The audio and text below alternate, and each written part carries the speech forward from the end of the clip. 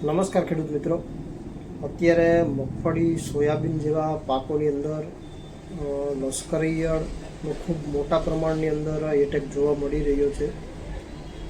તો એના માટે થઈને શું કરવું કે કઈ દવા વાપરવી એની વિશે થોડીક આપણે ચર્ચા કરીએ.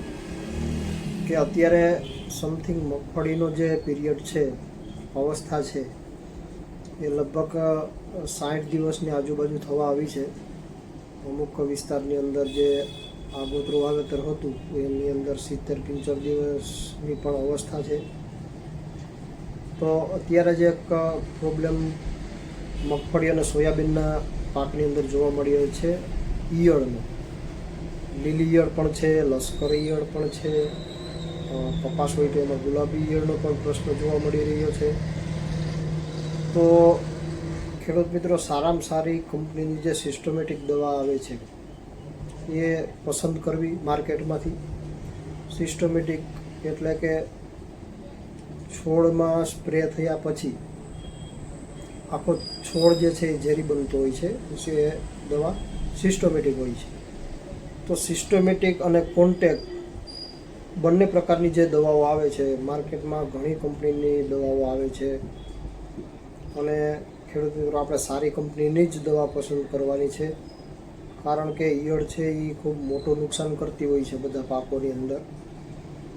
તો એમાં ખાસ કરીને સિસ્ટમેટિક અને કોન્ટેક, એટલે કે જે કોન્ટેકમાં આવતી ઈયળ દવાના કોન્ટેકમાં આવી જાય તો પણ મરી જાય, પાન ખાય તો પણ મરી જાય, આવી જે દવાઓ છે એ ખાસ કરીને પસંદ કરવી જરૂરી છે.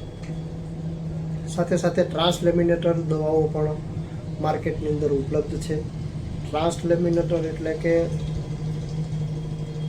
કોઈ છોડનું જે પાન હોય છે એની તમે ઉપર સ્પ્રે કરો છો, એ સ્પ્રે ઉપર કર્યા પછી નીચે જે ઈયળના ઈંડા હોય, નાની ઈયળો કોઈ હોય જે ઝારા કરીને રહેતી હોય ઈયળ પાનની નીચેની સાઈડ, તો એ પણ એનાથી કંટ્રોલ થઈ જાય છે. એટલે કે એને ટ્રાન્સલેમિનેટર દવા કહેવામાં આવતી હોય છે. તો માર્કેટમાં જ્યારે તમે ખરીદી કરવા જાઓ કોઈ પણ ઈયળની દવાની, ત્યારે ખાસ એગ્રોવાળાને કહેવું કે ભાઈ કોન્ટેક અને સિસ્ટમેટિક સાથે ટ્રાન્સલેમિનેટર જે દવાઓ આવે છે એ ખાસ કરીને ખરીદી કરવી, જેથી આપણી મહેનત પણ ઘટે અને એક જ વારની અંદર ઈયળ છે એ આપણે કંટ્રોલ કરી શકાય.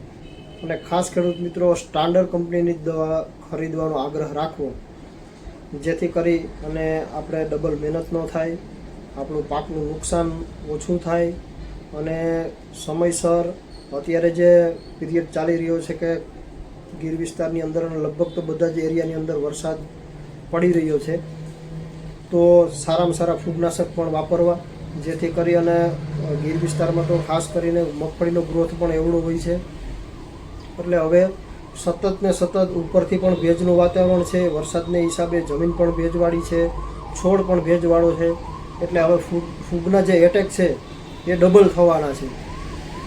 તો ખાસ કરીને જે તમે ઈયળની અત્યારે સ્પ્રે કરતા હોય તેમાં સારામાં સારી કંપનીના જે ફૂગનાશકો આવે છે, ખાસ કરીને પાવડર ફોર્મ છે, તો એ વધારે વાપરવા. પછી કોઈ કોન્ટેક અને સિસ્ટમેટિક ફૂગનાશકો જે આવે છે એ પણ સાથે તમે નાખી શકો છો. એટલે ખાસ કરીને આવા જે વાતાવરણની અંદર છે તો એની અંદર આવા જે ફૂગનાશક સારી કંપનીના વાપરવા અને સારી કંપનીની ઈયળની દવાઓ વાપરવાથી આપણું પાક ઉત્પાદન છે એ આપણે વધારી શકાય છે. તો ખાસ કરીને મિત્રો, માત્ર એટલું જ કહેવાનું છે કે કોઈ પણ તમે જે કંપનીની દવા ખરીદો છો એ સ્ટાન્ડર્ડ કંપનીની ખરીદવી. અને કોઈ પણ દવા હોય, ઈયળની હોય, ફૂગનાશક હોય કે કોઈ પણ દવા હોય, પણ standard CRI number, multinational company, result બધું જ જોવાનું આવે છે એની અંદર.